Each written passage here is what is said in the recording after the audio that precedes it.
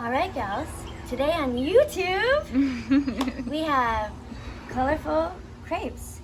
They were inspired by the Monoprint Laverne dress that has just released and the penny tank to match. If you haven't seen those being made, check out the other video on this YouTube channel. I got to watch them the other day and was super inspired to make like colorful crepe batter to drip all over a pan, kind of in the same way to create a color story with food. So I made a couple different kinds. We've got the traditional Parisian crepe with lemon zest, lemon juice, and then powdered sugar. And then a savory one with turnip greens, kale, sauteed mushrooms, and then some freshly ground Parmesan cheese. And then, I don't know if this is a real thing, brie cheese and apples, but I thought they'd taste good together in a crepe, so I put them together.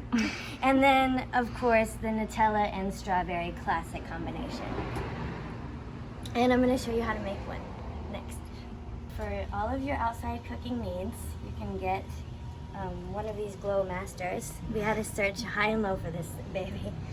And it's got a cute little way to light it. You just open the canister level and then wait for it to click, and then you feel the heat come on. And just like that, you're cooking. Wait for it to heat up a little bit. So I'm using an 8-inch skillet on this. And then you grease your skillet with cooking oil or butter or spray coconut oil. Pick your poison. Get it good and sticky. And then you just kind of wait. You want a nice hot pan. So for the colorful batter, you might remember this blue from the butterfly pea flour powder that I used for the Bluniform stuff. So I brought that back. This pink is used just some beet powder.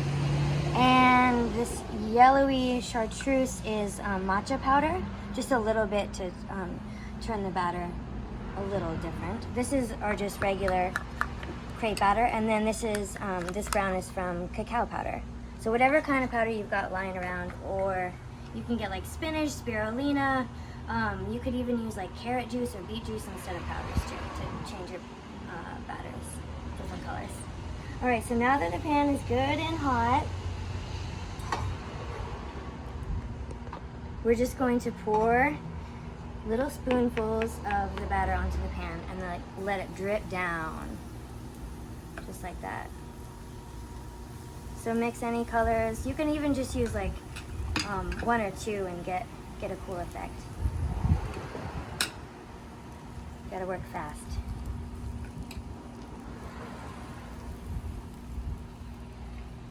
And give it a good shake.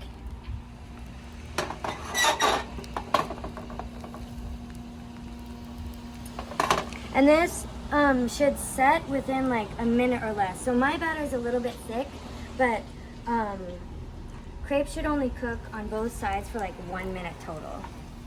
So I'm gonna let this get crispy on the edges and then flip it.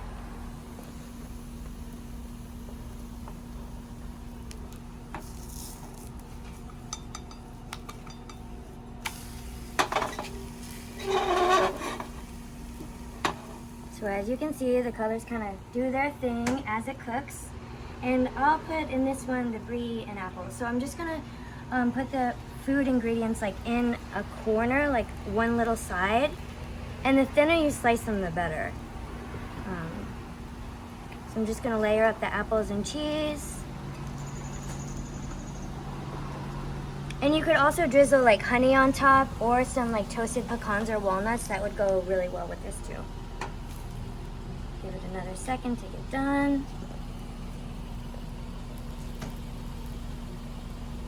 And then you just flip. And you could leave it like that, or you could flip it again into like a little square, or a triangle. Triangle. All right. And then safely remove the crepe.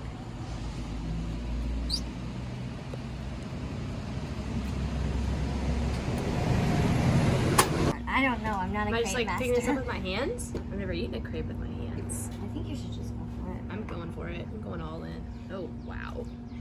All right. Oh, Merle's got the whisk. Is that okay?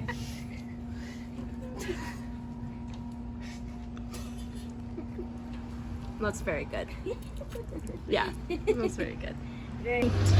Get it on my fork.